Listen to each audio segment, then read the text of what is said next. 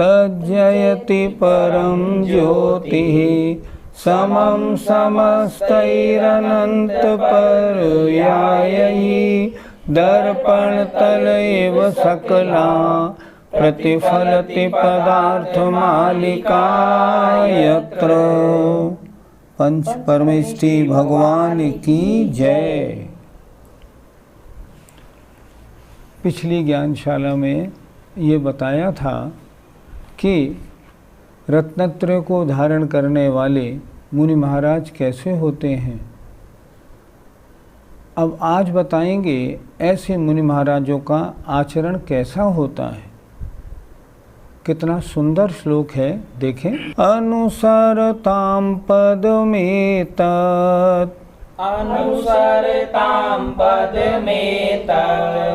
करम्बिताचार नित्य निरभिमुखा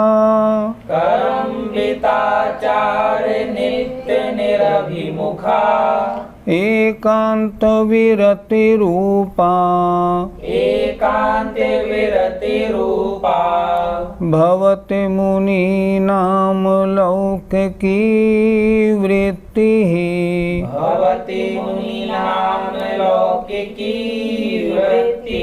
बोलिए।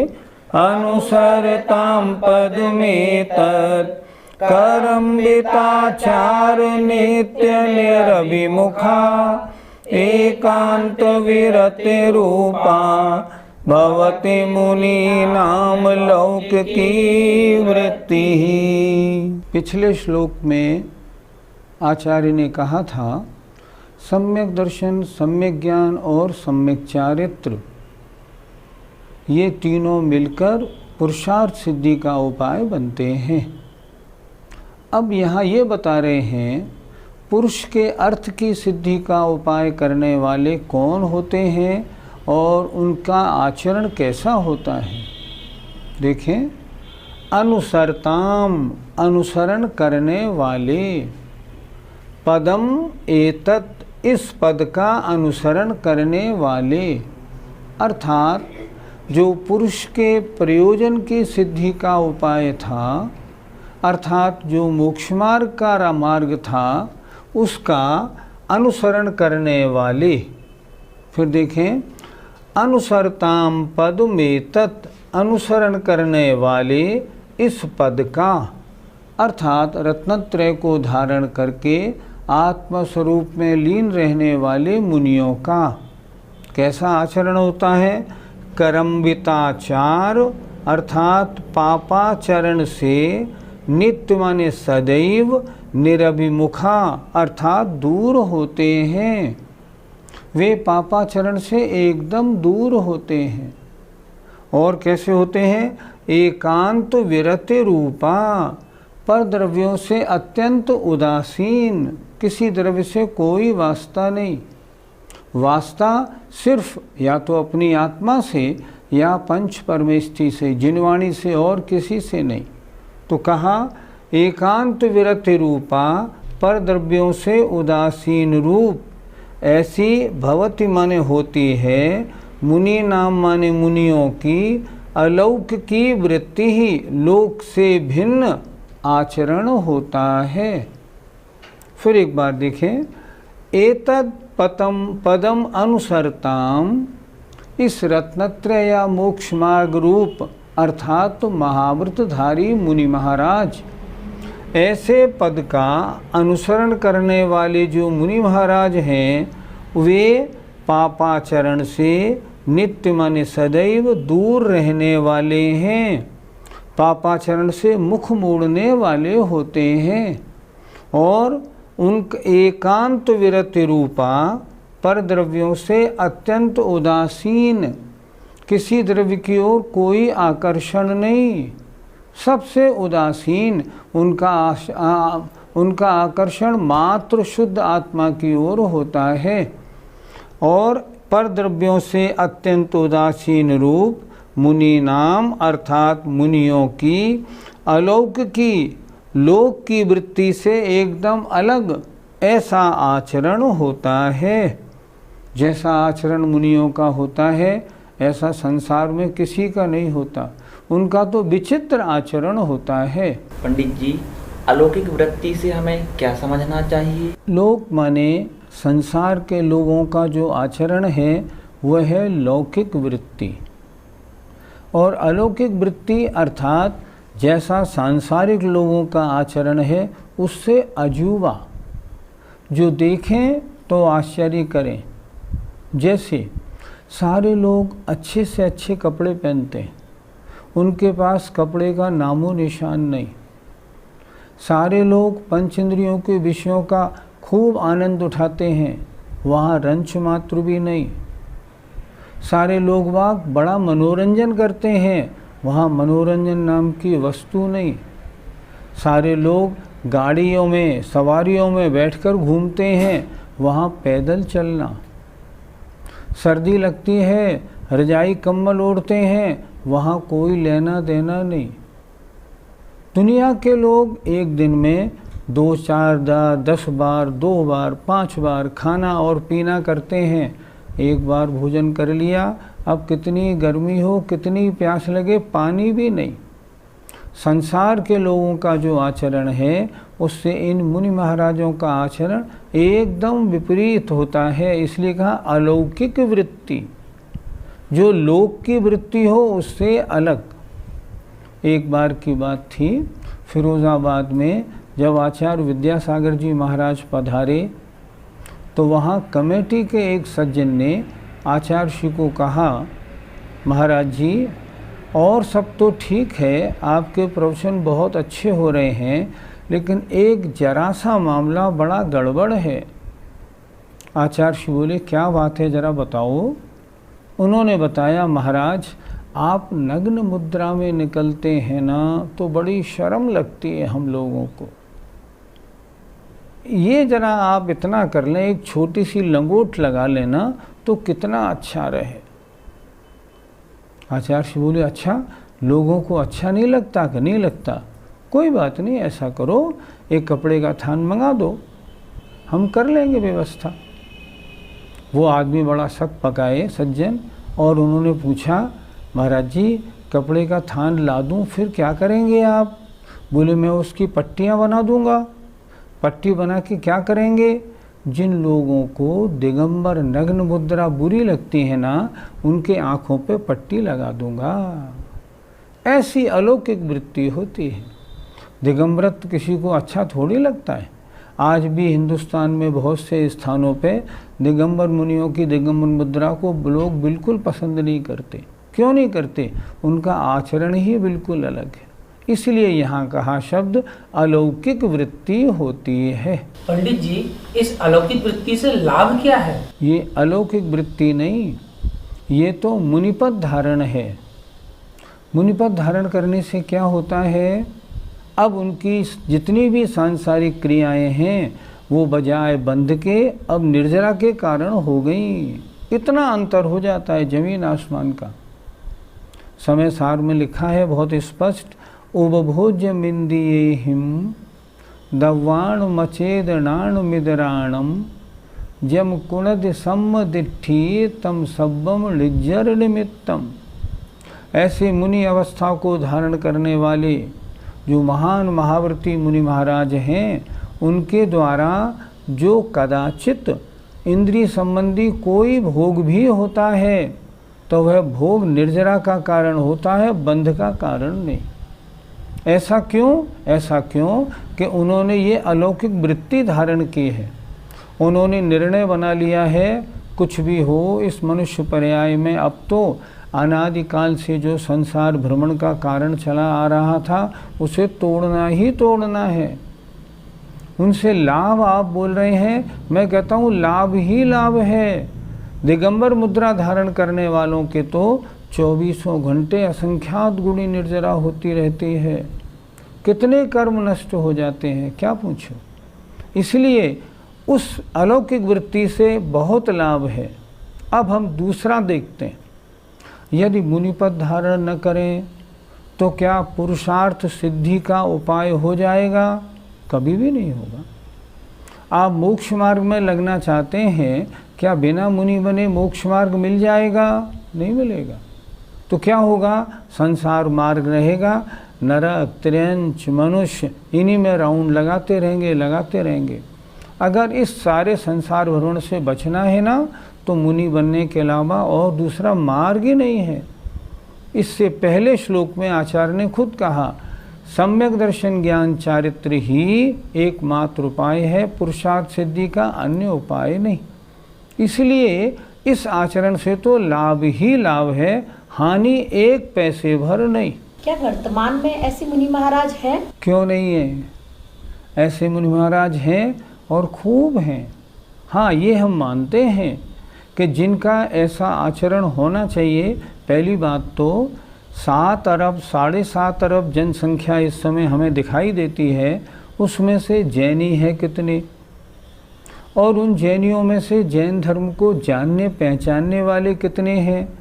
आज हम ये देखते हैं, माता पिता तो मंदिर आते हैं, बच्चे मंदिर तक नहीं आते। अब उनमें जैन धर्म को पहचानने वाले कितने हैं, और जो जैन धर्म को पहचानने वाले हैं उनमें से मुनि महाराज कितने हैं? बहुत कम। और जो मुनि महाराज हैं उनमें भी, दिगंबर मुनियों में भी अच्छी चर्या आगम के अनुसार करने वाले कितने हैं? बिरले हैं। आज दिगंबर मुनियों की संख्या, या कहिए दिगंबर पीछियों की संख्या हिंदुस्तान में 1200-1300 है। मुनि महाराज होंगे उनमें से करीब 300-400। अब उनमें भी अच्छी चर्या वाले मुनि महाराज कितने हैं? बिरले। उन अच्छी चर्या वाले जो मुनि महाराज हैं, बिरले हैं। अगर उनको देखना हो, उनके पास जाना हो, जाओ और देखो। इस पंचम काल में भी सच्चे मुनियों का कभी अभाव नहीं होगा।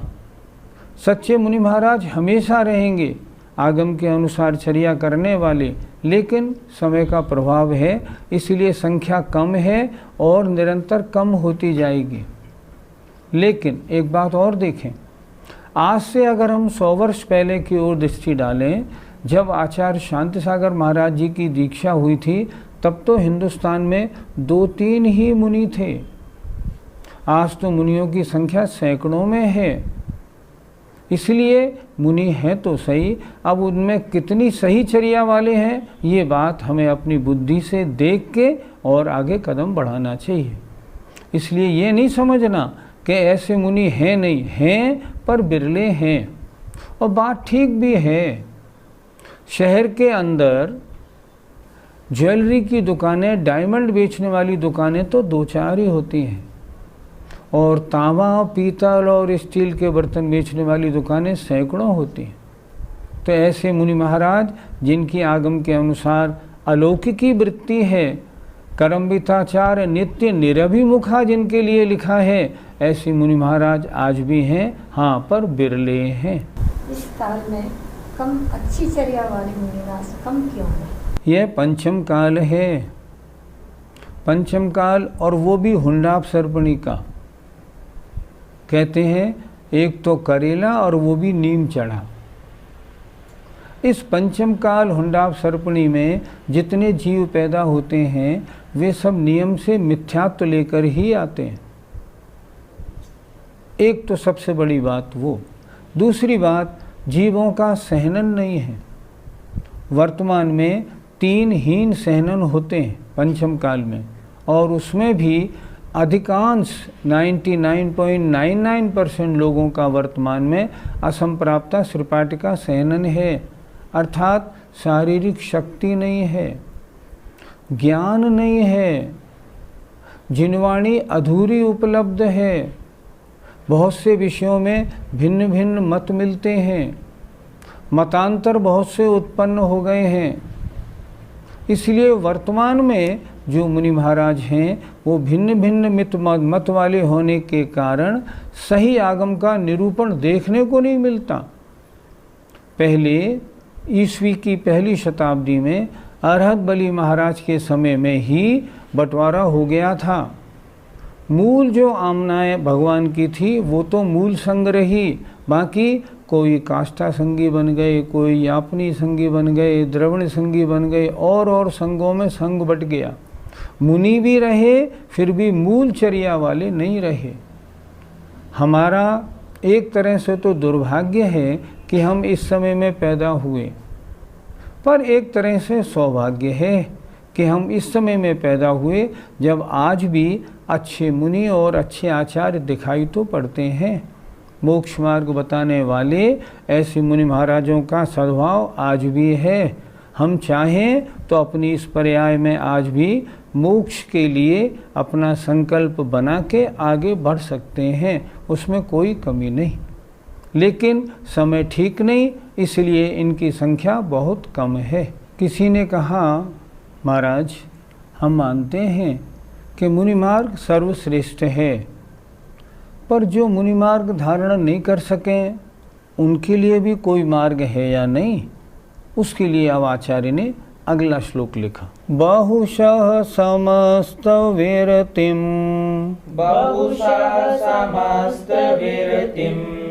प्रदर्शितां जो न जातु गृह्णाति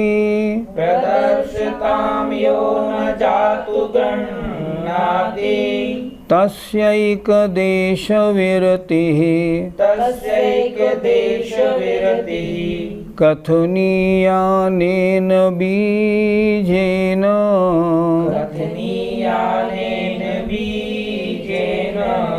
बोलिए। यो वा समस्त विरतिं प्रदर्शितां यो न जातु गृह्णाति तस्यैक देश विरति कथनीयानेन बीजेन। बहुशः अनेक बार, समस्त विरतिम संपूर्ण त्याग करना अर्थात महाव्रतों के धारण को, प्रदर्शिताम दिखाने पर भी, बताने पर भी, यो माने जो, न जातु गृह्णाति ग्रहण नहीं करता है।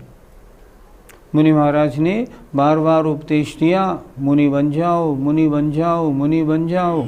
अगर फिर भी अगर कोई मुनि ना बने तो ऐसे व्यक्ति के लिए, तस्य उस व्यक्ति के लिए, एक देश विरति ही, एक देश छोड़ो अर्थात अणुव्रतों को धारण करो।